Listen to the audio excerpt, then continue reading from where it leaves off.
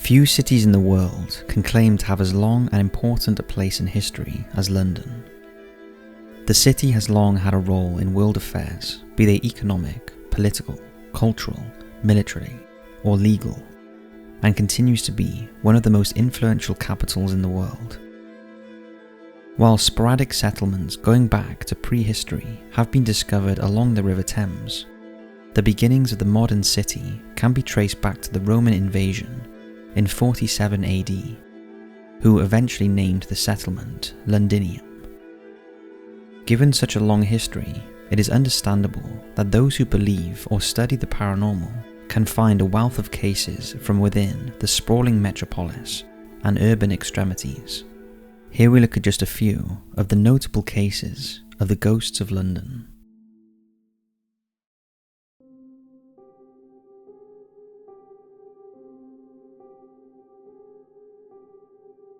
Reports of ghost sightings go back as long as humans have spoken word, and examples of what would be considered sightings can be found across all forms of ancient text. Often these were seen as omens, or even angels depending on the religious denomination of the witness, but spirits were not confined to human appearance, and indeed there seemed to be just as many animal ghosts haunting the living as there did human ones. In the 17th century, the legend of phantom black dogs became widespread in the countryside, but were not limited to the rural communities. Reports from the late 16th century and early 17th century tells of a black dog that terrorised inmates at Highgate Prison, adjacent to the Old Bailey Court in central London, the highest court in England. The story goes that in 1596, a scholar was accused of being a warlock, or male witch, who was guilty of using his magic to curse the people of London who were experiencing a food shortage. The inmates of Highgate Prison suffered especially, since little food made it to them, leading many to turn to cannibalism, feeding on the weaker inmates who could not defend themselves, and this included the unfortunate scholar. According to the story, over the coming days, those who had participated in the grisly murder and feasted on the scholar's flesh found themselves being stalked by a spectral black dog, which they took to be the scholar's spirit, taking revenge upon his killers. It is unlikely the story is wholly true, and may have been confused with other events or exaggerated by prisoners retelling the story after their release. It has also been suspected that the legend is inspired by or actually related to a mysterious haunting reported for many years later in nearby Amon Court, where a shapeless black form has been reported creeping alongside a high wall, but it was believed enough by the population to fear the ghostly creature should they find themselves incarcerated at the prison. One of the more bizarre stories of hauntings in London comes from 1626. In April of that year, London experienced a particularly cold season, and during a coach ride in Highgate, Sir Francis Bacon was discussing alternative methods of food preservation with a friend when the cold environment inspired him to consider keeping meat at lower temperatures to stop it from going bad. His friend scoffed at the idea, but believing there was something in it, Bacon travelled to a nearby farm where he purchased a chicken. He then proceeded to slaughter the bird, plucking it and packing it in a bag of snow, thus effectively producing the world's first frozen chicken. Sadly for Bacon, he would not live to see the result of his experiment, for on April 9th he passed away from pneumonia, after spending many hours in the freezing cold. At this point, you may be expecting to hear tales of Sir Francis's ghost, probably trying to continue his experiment. However, this case actually concerns the ghost of the chicken. In the period afterwards, people walking through the area began spotting a semi-plucked chicken running around a pond near where Sir Francis had thought of the idea to freeze the creature. When bemused bystanders attempted to approach the chicken, it would then disappear into thin air, and this was not a phenomenon limited to the time. Sightings of the spectral chicken have persisted through the centuries, with one being made as recently as 1970. Another curious animal haunting from this era includes the tale of a legless ghost cat, which haunts the home of Mr. Edward Pitts of Puddle Dock. The phantom feline was seen repeatedly in the family home and was said to be abnormally large, Pitts saying it was the size of a mastiff hound, but curiously, its legs were rendered invisible. Sightings of the cat coincided with traditional poltergeist activity involving items moving around the home and doors opening and closing by themselves. More human sightings in London from this period include a case from 1647 when the friend of one of Mr. Mohun reported seeing him enter her home through a door she was certain was locked and then leave again without saying a word. Perplexed, she later discovered that Mr. Mohun had in fact been killed that day, having been attacked on his way to a duel. Another reported haunting occurred at the historic meat market in Smithsfields, which seemingly suffered a spat of ghost sightings in the early 1600s, involving a spectre who would appear to dance over the produce.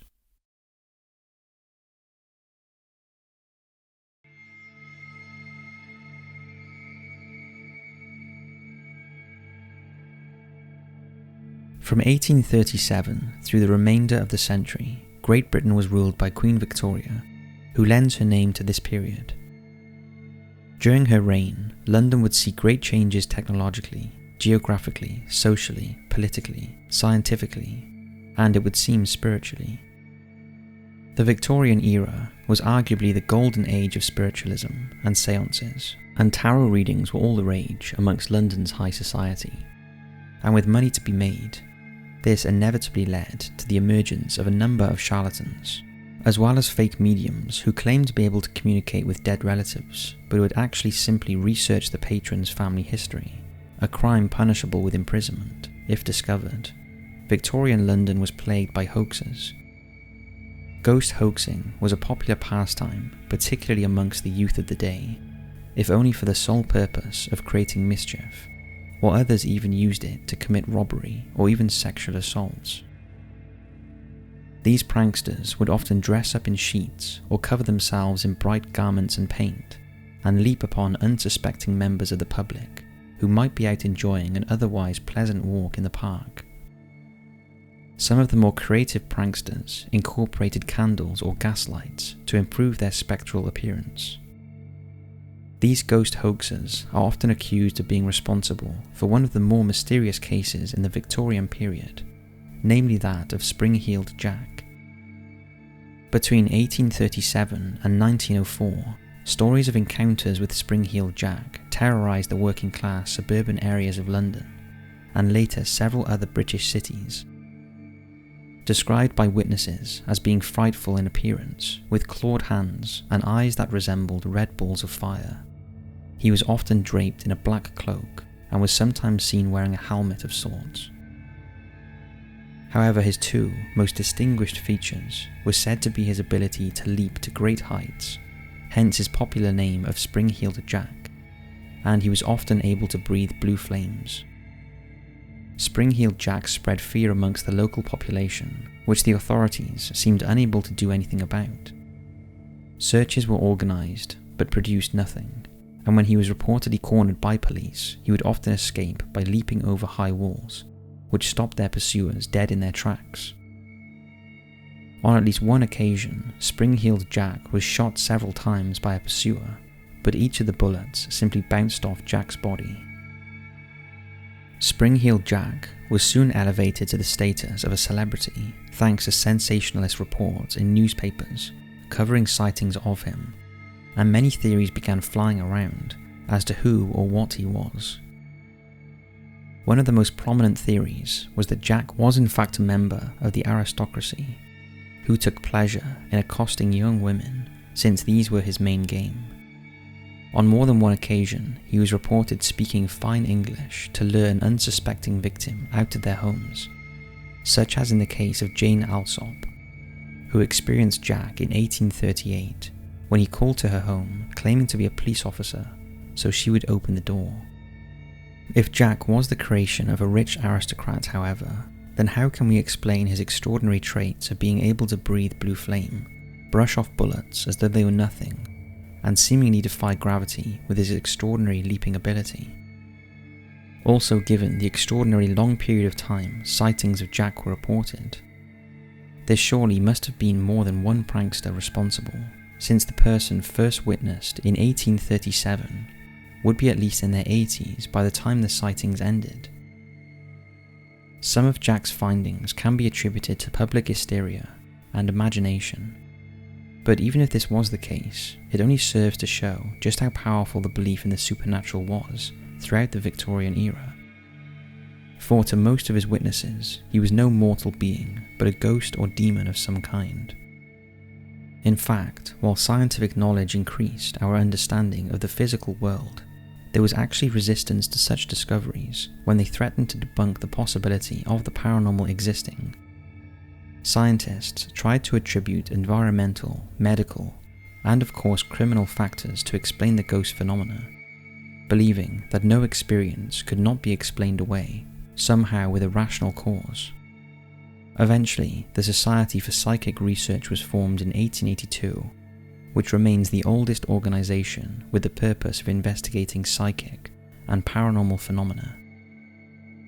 But while British society embraced the march towards scientific advancement in almost every aspect of life, it remained resistant to allowing it to diminish the belief in the paranormal for many people. This led to two camps forming, one which embraced the paranormal and the other which sought to debunk it scientifically, a debate that continues to this very day. Ghost sightings continue to run rampant in some cases, but unlike in the past, few of them were now simply accepted as being true without rational explanations being affixed to them, leaving many, even witnesses themselves, not sure what to believe anymore. One of the most celebrated and controversial ghost stories of the Victorian era, and one that typifies the debate, comes from an event that occurred on the night of June 22nd, 1893. That night, Lady Tyrone was entertaining several guests, all of whom were from the upper echelons of London society. During the evening, several guests were shocked by the surprise visit of Lady Tyrone's husband, Sir George Tyrone, who was at the time a serving admiral in the Royal Navy, and was supposed to be aboard his ship, HMS Victoria, in the Mediterranean. After being asked by her guest why her husband had returned home, Lady Tyrone was as surprised as they were, and proceeded to search the house for him, but he was nowhere to be found.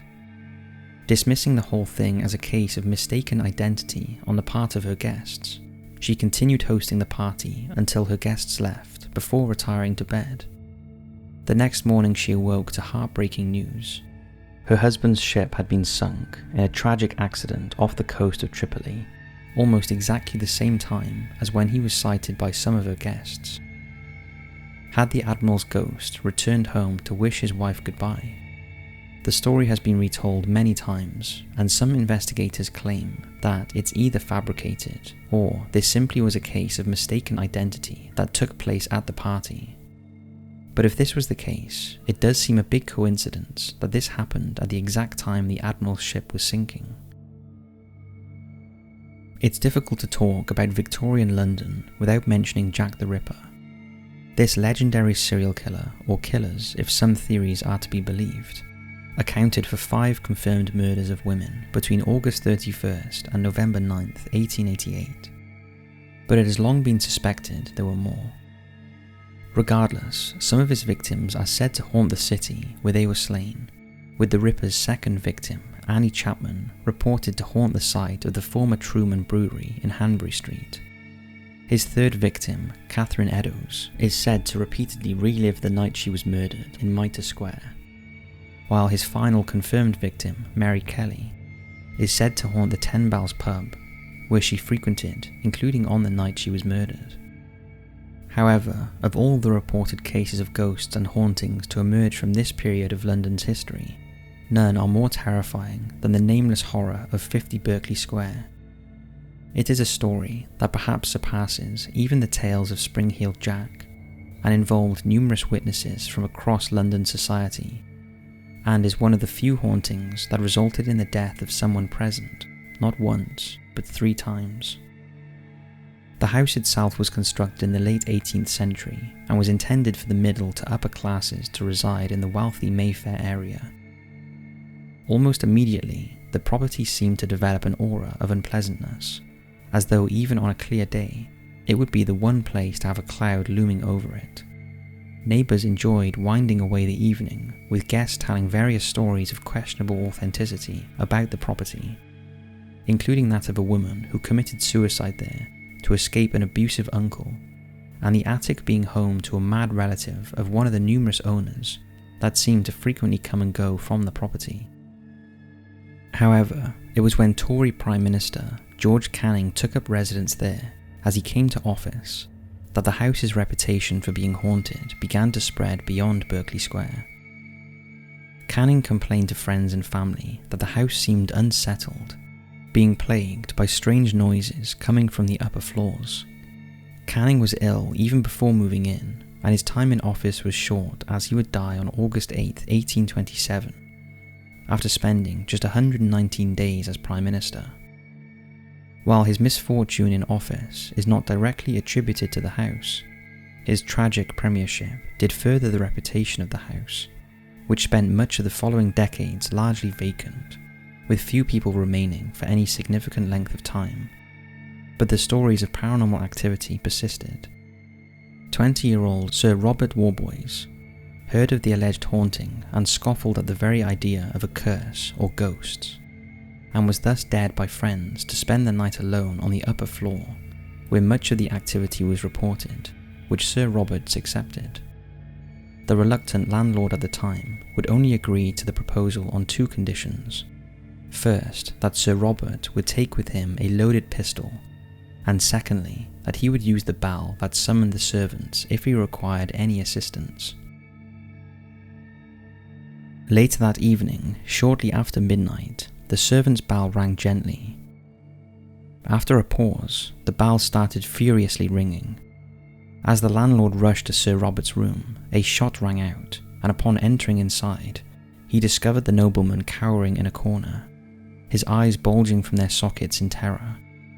He was totally unable to speak and died shortly afterwards from the horror of what he had witnessed. The next significant owner was a man named Thomas Myers, who moved in 1859.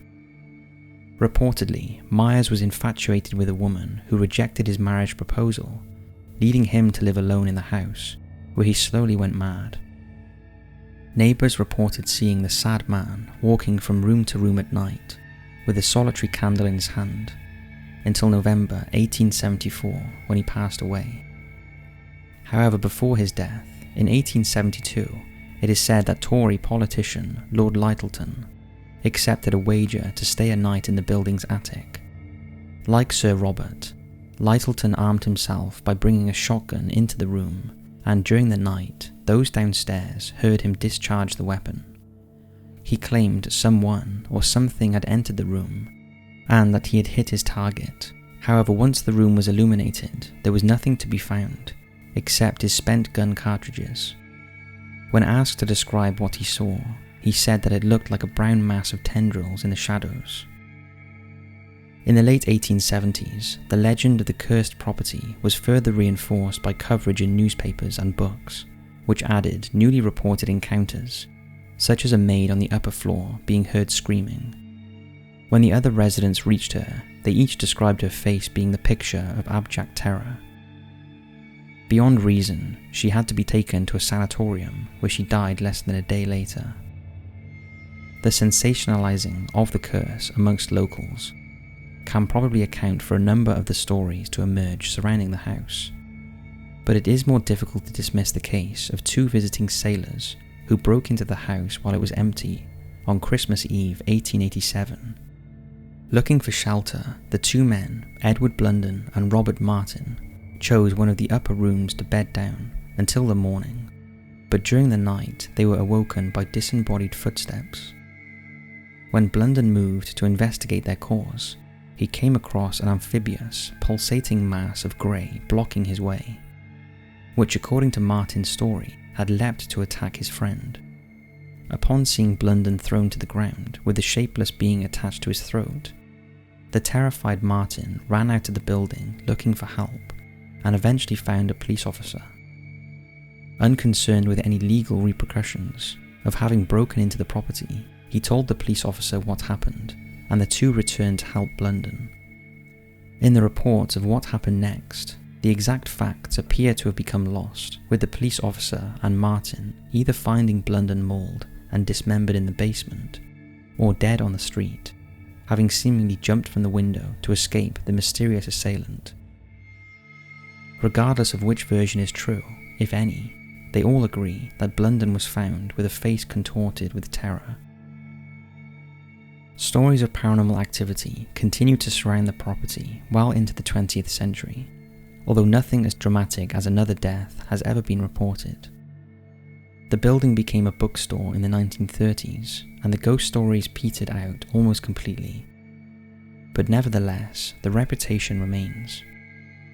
Many investigators have put their own theories forward as to what might explain the strange case of 50 Berkeley Square, ranging from stories being exaggerated deliberately or unintentionally, up to a demon or even the devil himself residing there. But of course, it's hard to prove any of them. The most popular theory is that the building developed such a reputation that those like Sir Robert and Littleton, who dared challenged it, lost their nerve and their minds played tricks on them. In a sense, their encounters becoming a self-fulfilled prophecy that something did exist there and it was hostile. Regardless of whatever the truth may be, the building still attracts tourists interested in its chilling story, which has earned itself a firm place in the paranormal history of London.